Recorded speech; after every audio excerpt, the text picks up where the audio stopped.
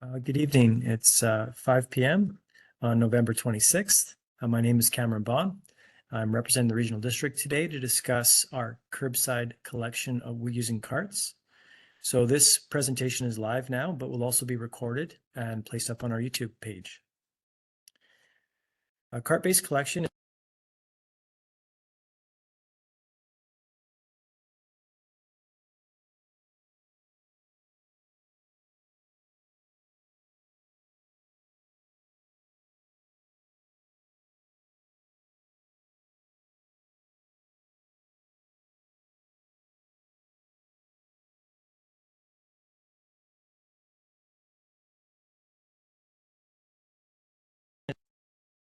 So the new collection contract is going to be with Waste Connections of Canada. They're our current provider of service. So they collect currently from homes in the regional district area and those areas that are in the village of Karamias.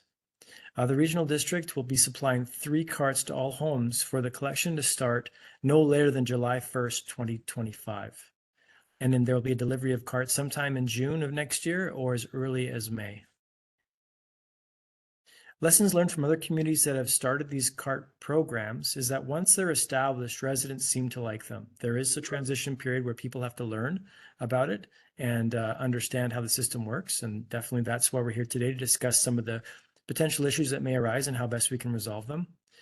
We know from other programs that by using a CART-based collection program, we reduce worker injuries and will allow more people to be drivers. By having more people that can drive the vehicles, will be more likely to have consistent service, meaning that more people will be available to be employees that can collect these materials. And then one of the issues that has come up a number of times in other cart-based collection programs has been using the carts to store waste during the week before your collection day. When people are supplied these carts, often they think they're simple storage methods to put out stinky stuff like food scraps or garbage, and they're not. These will not protect your food scraps from animals like bears, raccoons, dogs, cats, or other rats or other animals that could be out there. So it's very important for people to not change their habits when they're supplied these carts and to ensure that you keep your garbage or stinky materials inside your house until the day of collection to ensure that animals don't get into your waste products.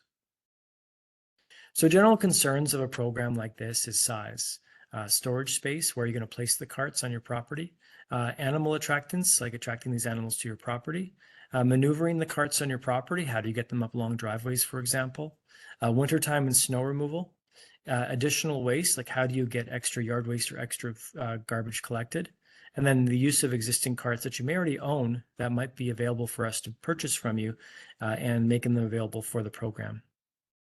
So a general rule on carts is they do need space between them to allow for collection. The vehicle that picks up the carts has a couple of tines that come out and collect it. They squish the cart and allow it to rise and be emptied. But you do need space on either side of the cart and behind the cart and above the cart to allow for that safe collection. So if you have 3 meters above you, that's fine. But if you have a lower power line or a tree or an overhang, then lifting the cart may not be possible. So you may have to find a location on your property where you can place it so that obstruction above the cart is removed. As well, you need space about 1 meter between carts, 1 meter between the cart and any other objects, including poles, cars, other objects that the truck might hit, to ensure that the cart can be lifted safely. If you have a disability especially and don't have the ability to put the cart out on the morning of collection, we do have cart accessibility forms available. This will allow people, especially those with any disabilities that may restrict mobility, to place their carts out on the morning of collection near the edge of the property. And then when it's required, the driver will get out of their vehicle and grab the cart and roll it to where it needs to be collected, and then they can roll it back onto your property. And this is a service that's being done in Penticton and Summerland for those people that need it in terms of having limited mobility. The form is available through the regional district, and you can contact us using some of the contact information we'll be providing this presentation, or go online and find us if you need to find out more information about our solid waste team. We also, through these presentations, as we've done a number of these open houses across the regional district, want to review options, especially with mobile home parks or stratas that may have unique collection issues. That might be a lack of space for carts, a lack of turning radius, a lack of placement for some of these different collection types. It's important for us to understand the different options that we have available and express them with those people that have, especially mobile home parks or stratas. As we understand, many of these private roads or driveways may be very difficult for us to access. If you have a specific issue, we can also contact us as well, as we are dealing with a number of properties with shared driveways or specific issues to your collection that we'd like to address now before we start doing the rollout in June of next year. So in the wintertime, this is an example of how to place out your carts in the wintertime that works quite well for most communities. Make sure you clear your area, but don't place the carts directly on the street where they could be struck by snow removal equipment. Allow them to be on either side of your driveway so you can gain access or entry or leave your property if you need to. And by having the carts on either side, there's definitely a meter of space between them to allow for that proper collection. Be sure you don't put them up against anything like a mailbox or a fence line. That you need to have that 1 meter space between them. But this is what you want to start thinking about as we are approaching winter this year. Where could you place the carts for next year when we have winter time as this program starts in July of next year? In terms of unlimited yard waste collections, we will be having those. Our program with carts limits the amount of yard waste you can place out to just inside the cart itself. There will, though, be unlimited yard waste collections, and each community will be different in the regional district. Some communities produce a lot of yard waste, and there might be more unlimited yard waste collections. And in some communities, they produce very little yard waste, so there might be less unlimited yard waste collections. These are being considered now by the elected officials in terms of the cost to provide an extra unlimited yard waste collection. Unlimited yard waste collections will be similar to how they're collected now. You'll be able to place out bags, and those bags will be collected as part of the collection program. You'll also be able to bundle your sticks up to 1 meter in length, and those will also be collected. Cans, though, are being phased out in terms of worker injury. Cans are a source of worker injury. Wherever the driver has to place his arms above his head to empty the can, that is something that causes repetitive stress into the shoulders of many workers. So they're trying to phase out cans for collections of this unlimited yard waste collection. Please note there is no change until July of next year. So all the collections that are occurring now or in next year will still be the same until July. So there is no change, but as of July of next year, our unlimited yard waste collections will be scheduled. They'll be scheduled inside the calendar that you currently receive, as well as in any of the apps that you have to keep track of the calendar for the curbside collections for your property. But we will not be collecting yard waste in terms of customer supply containers like garbage cans. They'll have to be in bags or in bundles. Wildlife resistant carts is something that we're looking very closely at right now. This is one of the makes and models that has been considered by other communities that has worked quite well. We want to make this an optional service for certain properties. This kind of cart does not stop animals from smelling garbage or coming on your property to look for garbage. So we still advise, even with a wildlife resistant cart, that it only be used in certain situations. These clips have to be unclipped on the morning of collection. So it's not a way for you to sleep in. If the only reason you want to get wildlife resistant carts is to put out garbage the night before, you will still have to unlock it in the morning of collection. So that's not going to help you there. But if you do need to store materials outside during the week, this is an option that could work for your property. It will allow it to be locked down to ensure that if you do have stinky materials inside it, you can store it inside your cart until the morning of collection, where you must unclip it to then allow it to be emptied. And this is something that will be done each morning of collection by the resident, not by the driver. The driver will not unclip these for you. You must unclip it yourself. So this may not be the best option for all parties. Definitely the best option is to place out garbage on the morning of collection. But what we're advising, if people want to get these wildlife resistant carts by choice, they would be charged an extra $4 per month over their base charge. These base charges are in development now, and they will be different for each community in the regional district. This will be the annual base charge that every home is charged the same. So this is an optional choice for residents to consider for their property. So in terms of cart sizes, again, I just want to reiterate, we have a smaller 120-liter cart, a medium 240-liter cart, and a larger 360-liter cart. And it's important to understand this because the different sizes will be mentioned in the next few slides. So a standard package will be provided to all residents that are part of the RDOS collection system or inside the village of Karamias as part of our collection system. We will be supplying a standard package of a 120-liter cart for garbage, which is a smaller cart, a 240-liter cart for recycle, and a 240-liter cart for yard waste. This is a standard package for the city of Penticton, the District of Summerland, the town of Oliver, and the Central Okanagan Regional District. So this is a very normal standard package that would work for the majority of homes in the regional district. For those people that would like extra garbage service, they could consider getting a 240-liter cart. That would be twice the size, but there is a cost associated with that. If you need more recycling volume, then there is the ability to get a 360-liter cart. That's a much larger cart, which will allow you to get more cardboard in there or other materials that you might like to recycle. There is currently no cost for that for us to provide that service. For yard waste, you can have a smaller cart, and many communities, especially those in the very rural areas of the regional district, don't put out a lot of yard waste. So this might be a better use for that because they might have a little bit here and there. All of these options we'll be discussing, but we want to figure out what's best suited for your property. And these options may have costs that are additional to the standard service cost for your region or community. So for the garbage options, so if you'd like to have more garbage service, we will supply the 120-liter garbage cart as a standard option, but you can get twice the size for an additional $5 per month during the life of the program.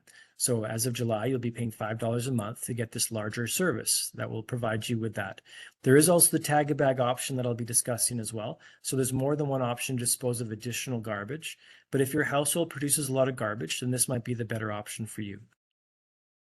In terms of wildlife resistant garbage carts, we're only supplying them in the 120-liter only size.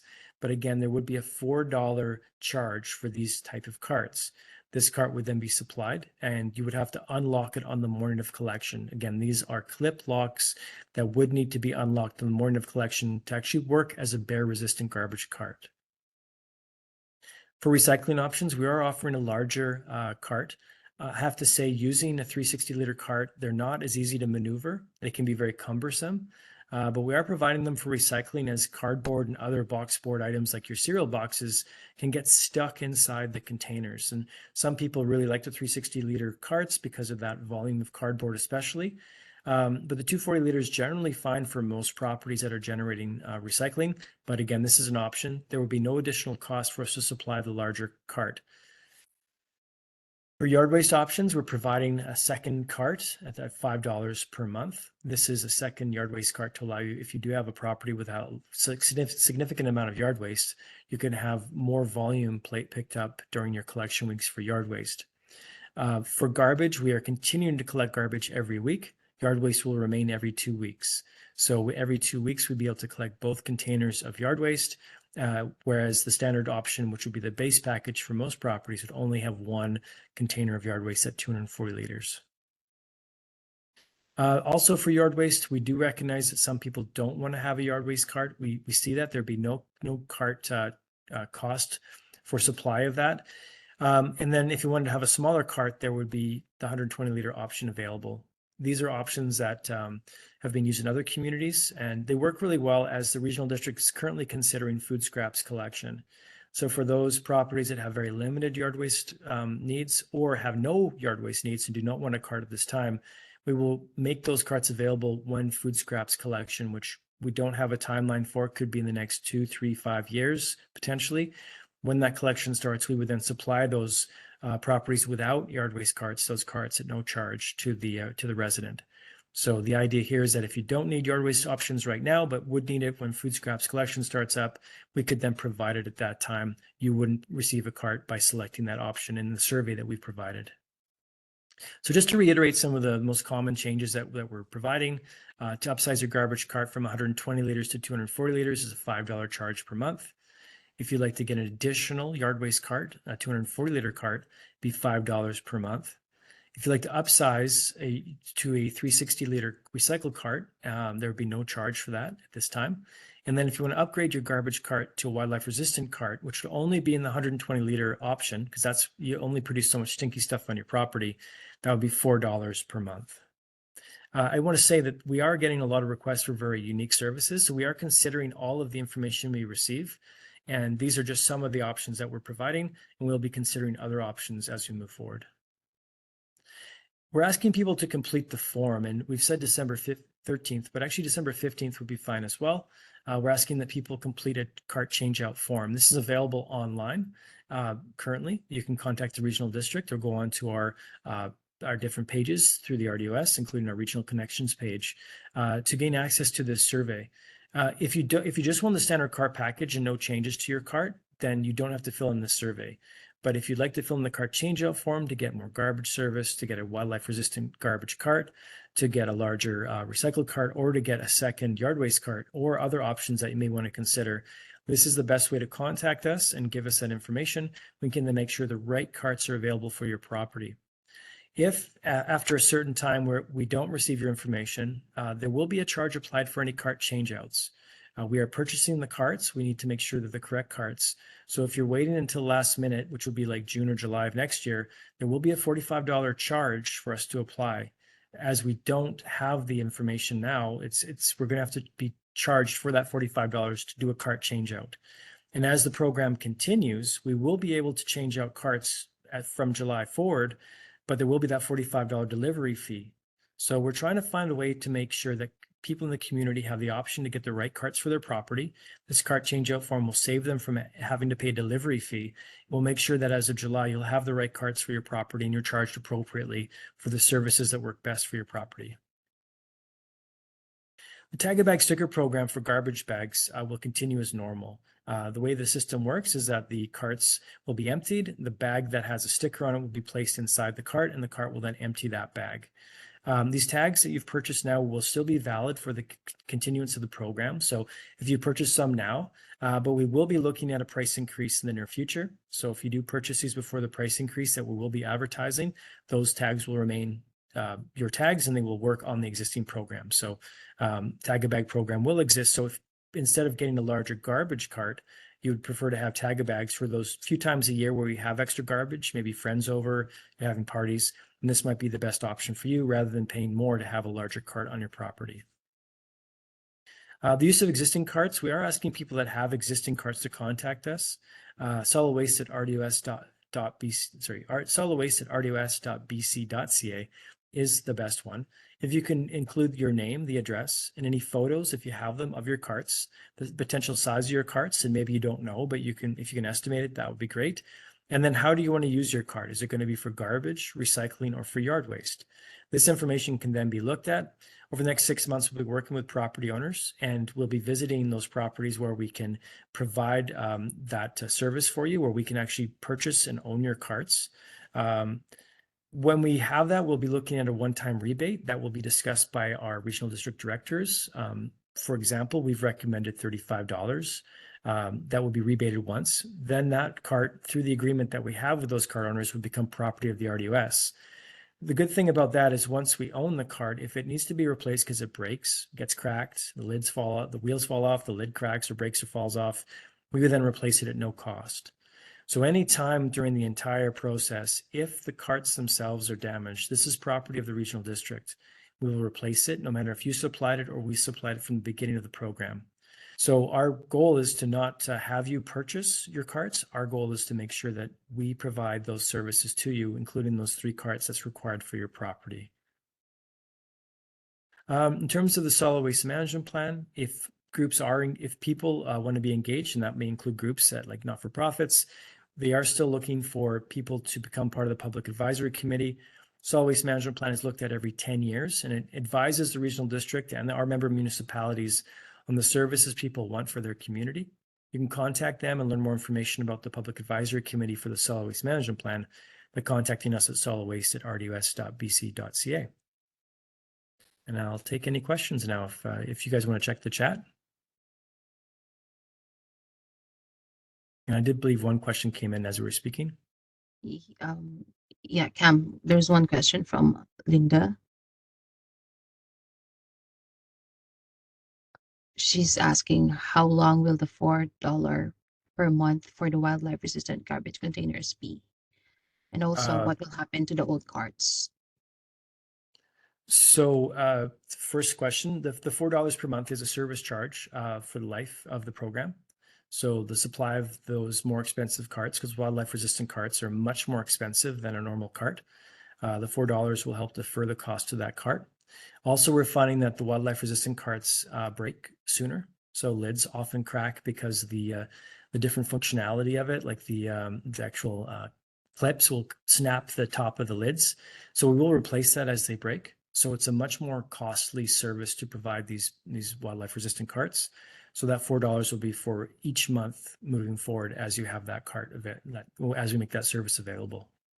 In terms of the next question, if you have an existing cart that you would like to supply to us and it's your cart, contact us at solidwaste@rdos.bc.ca and then give the information. I'll just go back to that slide. We're asking people to supply their name, address, photos, size of the cart, and the use that they like to use the cart for, like would they like to use it for garbage, recycling, or for yard waste. And then we can have that information. We're saving all this stuff, and we'll be contacting each and every property that's contacted us over the next few months to start the process of looking and assessing the carts. And then as we move forward for delivery, instead of delivering a new cart, we'll actually place a sticker on the old cart that you've supplied and an RFID tag, which will allow us to track all carts.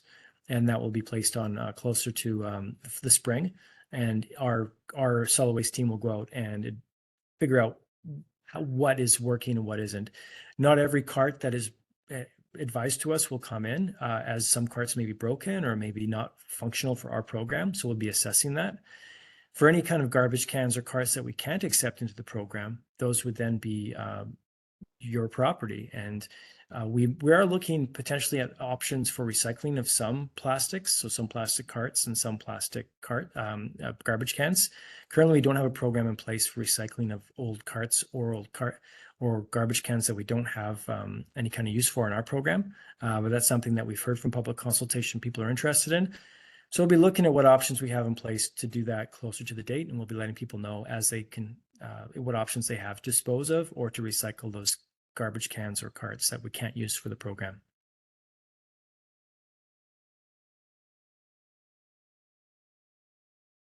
Is there any more questions, Venus? Yeah, another question we have is from Maria. Can I collect grass clippings into a paper bag and put it into the container for pickup? Yes, paper bags would be allowed as part of your yard waste collection program. I wouldn't advise it, but if that's what's easiest for you and your property, it might be. That would be allowed in most programs. The craft paper bags, though, are expensive. They're not free. So if you'd like to place the grass in without the paper bag, you'd be very welcome as well. Generally, grass does slide out of the cart. I can tell you from my experience living in the city of Penticton that carts do get cleaned out once in a while by me, like if they do have stinky stuff inside them. But generally, the carts are designed to release the materials quite effectively. So grass and leaves and other materials fall out of the cart, and only very rarely would I have to clean out my cart to make sure that it stays clean. And only in times when I've added something that might not be very nice. As well, if you're talking about bags, I just want to say that garbage can remain in bags. It's actually the cleanest way to put out garbage is to bag it. And that way the bags fall out of the cart easily and fall into the collection vehicle. I would recommend when you get your cart not to use large, hefty bags. Use smaller kitchen catcher style bags.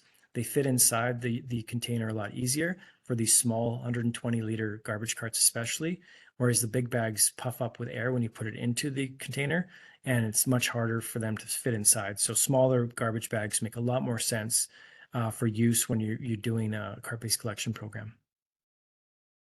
Okay. So while we're waiting for them to give some more questions, we have collected frequently asked questions from the previous open houses and then from the comments that we received from the online cart change up form. And me and Joni will be reading some of those questions. So one of the questions is that can residents use a 120-liter garbage bins as a recycling cart? This is a question whether it's already supplied or if they already own a 120-liter cart. Yeah, so for recycling services, that's something that we'll need to consider. Part of this public consultation is for us to consider options to allow different choices. And my understanding is there are some people in stratas or mobile home parks, especially, that have limited space and would like to have the smallest carts possible. My experience with the 120-liter recycle carts is very negative. I've seen that the cardboard and boxboard get stuck inside, so people are very unhappy because they put that materials inside there. They stuff it inside because 120 is a very small unit of measure for recycling. Generally, I would prefer people have the 240 carts, but as we look at the different questions and requests that we get, certainly we could look at the 120 recycle carts as an option. The more options that we provide to the public, though, it gets more expensive. Each cart that we purchase, each type of cart we purchase has been managed through this program to be minimized. So instead of having as many different types of carts as possible, and I can tell you there are many different sizes and makes and models of carts, we've identified 3 main cart types. And for each type of material type, be it recycling, garbage, or yard waste, we're trying to keep it to just 2 different sizes as a minimum. There's a lot of cost savings for the programs that can incur when we limit the different variety of carts that we provide. If we are going to do a 120 recycle, we would consider how we could do that most effectively. And if that's taking an old garbage cart or an existing garbage cart or a new garbage cart and placing recycling decals on it to allow it to be a recycling cart, that would be something that we would consider. At this time, though, we don't have a clear, definitive way of doing that. And we are taking in the information now if people really want to have that done, so we can better understand how we can move forward with additional costs for the program to supply these services. Okay. A follow-up question. What if they already own 120-liter carts? Yeah, again, that hasn't been decided at this point, but would be something we would consider if someone's supplying their own customer supply containers. Sort of beat probably some of the other questions I've seen, Venus. The 360 carts as well have been ones that some people have been using for yard waste, for example. So very large carts that we aren't currently thinking of supplying, but maybe people have. So we need to consider carefully the smaller or different size carts and how they would fit inside our program, and then make sure if people want to use those, what the cost would be. With garbage and with yard waste, there is a cost for tipping fees for the materials that we collect. So we'd have to understand what those costs are to make sure that no one's being subsidized. Everyone's paying a fair amount for the volume of materials that we're collecting. In terms of recycling, that isn't a problem because we actually get paid for recycling. Recycling is a benefit for all parties. We don't get paid by weight, but we get paid by collection. So we can supply basically a somewhat unlimited amount of recycling collection within reason. We can supply recycling at no cost. So that's why a larger recycling cart is not an additional cost. So we'd look at each example that people are bringing forward for consideration. And if it's something that we could fit within the program, we would do that. So that's why at this stage, we're asking for people to contact us. We have our online survey. We also have the solid waste at rdus.bc.ca. So if you have specific issues for your specific property and want to contact us, that's great. If you have existing carts and you want to use those carts for certain purposes, we'd certainly consider that. I don't advise people purchasing carts at this time because carts are very expensive when you purchase just 1 or 2 of them, where we're purchasing about 35,000 of them. So the price we can get for carts is actually quite cost effective. So I would just recommend not to purchase one at this time, but if you have some existing and we are able to rebate you and bring it into our program, we would assess the carts. We would add a sticker and RFID tag if it's a cart that's acceptable to our collection program, and then you would receive a rebate on your next bill. Yeah, thank you. Another frequently asked question that we've received is homes who have steep or long driveways, especially ones that are made out of gravel. Are there any options for these residents? Well, cart-based collection is the only way we can collect as of July 1st. This is a contractual obligation. When we have seen this done, especially the Central Okanagan Regional District, which covers off very rural areas as well, or other communities that collect very rurally, people with long driveways generally leave their carts at the end of their property empty. They bring the materials on the day of collection down to their carts. That could be recycling, yard waste, or garbage, and they place it out on the day of collection. That has been effective in most communities. Many people think they can't place their carts near the end of their driveway, but that would generally work for most properties. If properties cannot do this, it doesn't seem to be something that we can get around. We don't have an option for people that just decline the cart service. This is a mandatory service for all properties. We're trying to give people 6 months or more to decide where and how they can place their carts and what size they need. It is important if you do have a driveway that is steep, especially if it's steep coming from the property onto the roadway, you need to consider where and how you can place these carts. And certainly contacting us at solidwaste@rdus.bc.ca bc.ca is one way to contact us and let us know what your concerns are. But generally in rural areas, you're not bringing the cart up and down, you're bringing materials to the carts and then placing it out only to the curb on the day of collection.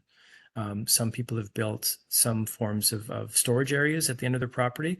That can work. It's not mandatory. Some people just place them within their fence line. If you do need to move them, that is possible. It's not easy. Your truck could work, but these are very heavy carts. It's not something that we'd recommend, but there are options I've seen people use, including hitches or lifting the carts into cars, but none of them seem to work as well as leaving the carts at the end of your long driveway, placing the materials in either bagged in garbage or bringing a blue box down with your recycling. Or if you need to use the yard waste, making sure that you have the ability to get yard waste to it. As someone mentioned, you can use paper bags as needed, and then having that collection done at the end of your driveway on your collection day.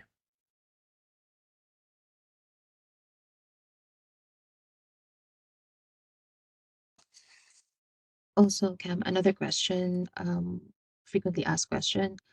Is there a limit to a number of cards for each residence? Say, for example, if it's a household that has like more than 8 members and they are willing to pay for the cards, extra cards, let's say 2 3 60 liters for recycling, 2 to 40 liters for garbage. If they're willing to pay, is there a limit for the number of cards for these residences?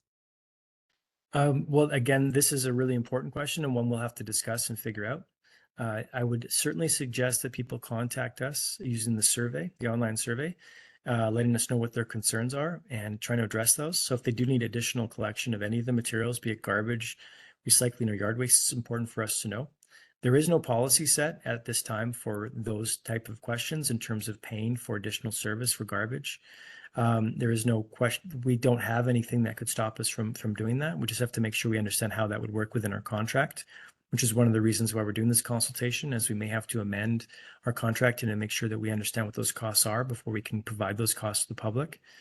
But the most important thing is to contact us now, let us know your concerns so we can start addressing them now. This is a new program for the regional district. We're doing this consultation now to ensure that we have the understanding in place to ask the right questions to our service provider so we can understand how many carts we can allow at each property. And then we can have a clear response in the next few months, well before the program starts, so that those groups that have contacted us and we have information that this is a question they need answered, we can then contact them and give them that answer.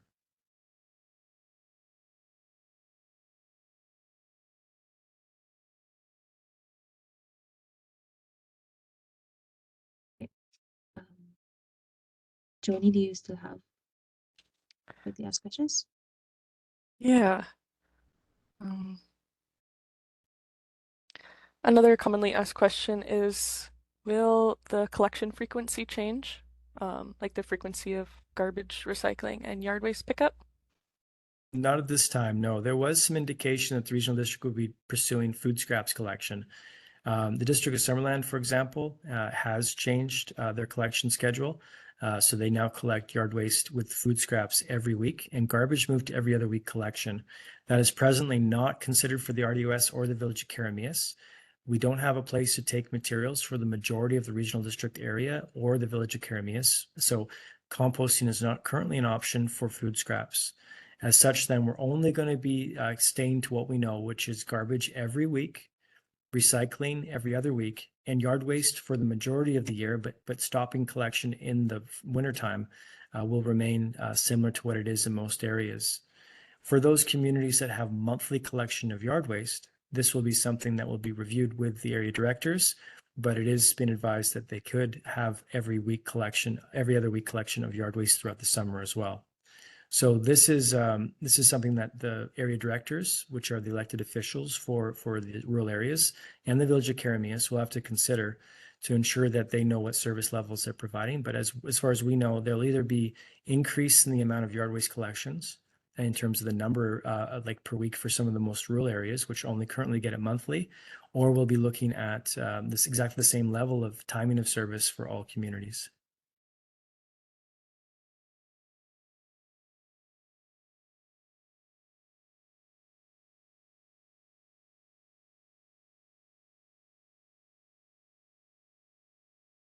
Is there any more questions? There's another question, but I think this is specific for homes under strata. Mhm. They are currently having their own waste bin for garbage and recycling. Currently, they have recycling carts, and they wanted to keep those.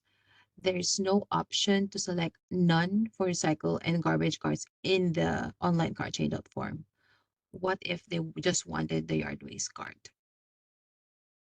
Yeah, currently we don't supply just yard waste collection, but we do supply just recycling collection for very special properties that have garbage collection already done commercially.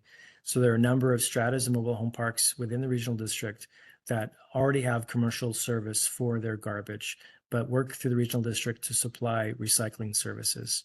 There's only a handful of them, but they do exist. We'd advise that you reach out directly to solid waste at rdus.bc.ca to discuss that. Presently, we're not looking at including extra boutique services for those properties, like to include just yard waste.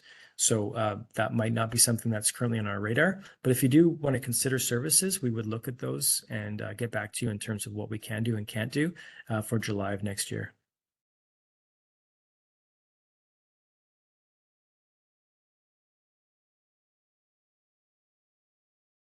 I think that covers most of the frequently asked questions. If any of the attendees still in the video have any further questions, feel free to drop them in the chat now.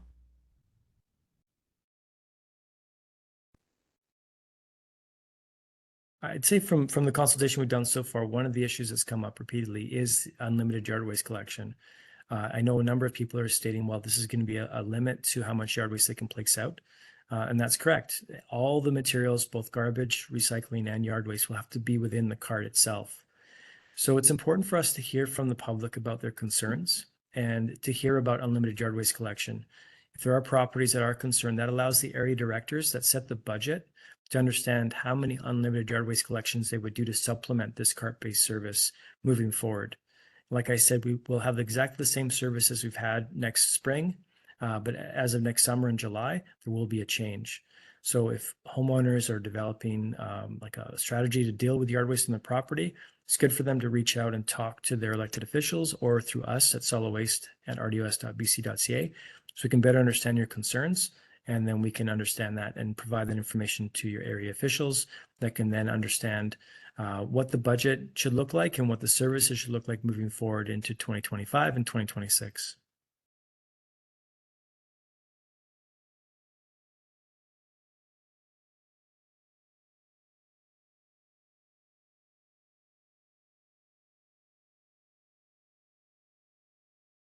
And again, it looks like we don't have any more questions, so we'll be suspending the meeting or stopping the recording. If you do have any questions, again, please reach out to us. The cart changeout form is available until December 15th. We're just advising people to fill it in to let us know what your concerns might be. And this is something that we can certainly look at in terms of more information if we need to. We are doing more open houses after this recording. So if people do have more questions, we'll be developing that. We may not have all the answers right now, but by you giving us information and your concerns, it allows us to develop a better program, which will again be starting in July of next year. You can expect to see carts hitting the ground either May or June of next year. That'll be delivered through the regional district, through any contractor that we hire. So this is coming quite quickly. We do want to thank everyone that's been engaged with us in terms of contacting us, in terms of coming out to open houses or this event. So thank you for your time.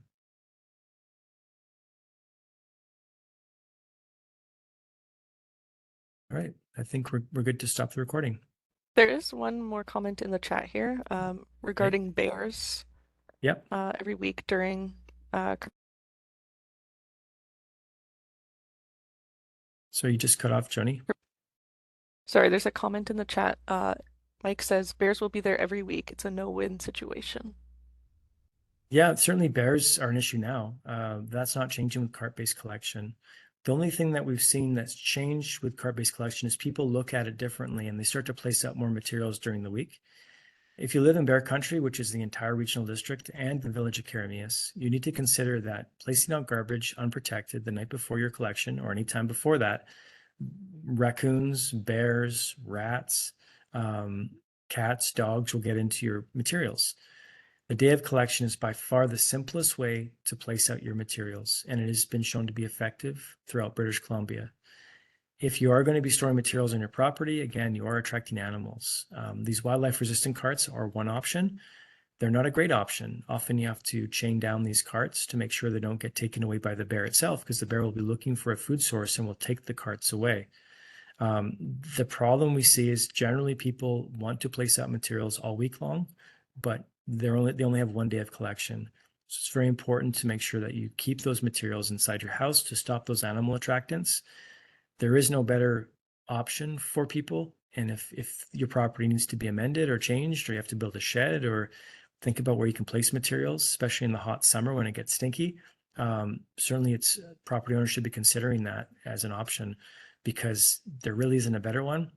These wildlife resistant containers, though, will be made available. These carts are, they're cost effective in terms of some other options that you might be considering. So please consider these options when you're looking at this cart changeout form, and let us know what works best for your property.